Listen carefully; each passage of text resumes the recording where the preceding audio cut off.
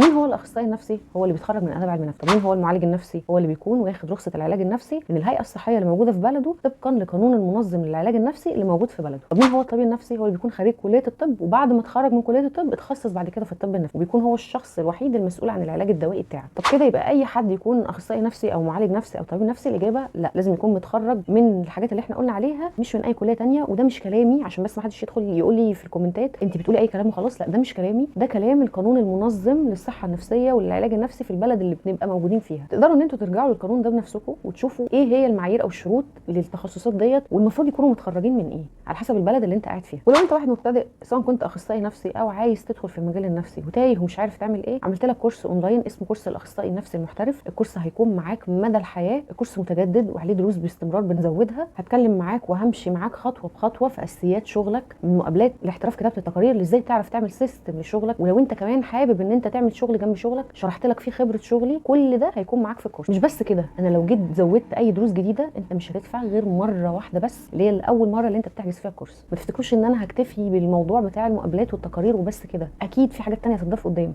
لكن دي الستيب الاولى من الكورس. وعشان تعرف اكتر تفاصيل عن الكورس هسيب لكم اللينك بتاع الكورس وكل التفاصيل تحت، ومعاهم كمان الواتساب، او ممكن تلاقي التفاصيل موجوده في البايو في الموجود في البروفايل. وكان معاكم نهله عبد الباقي، اخصائيه العلاج النفسي.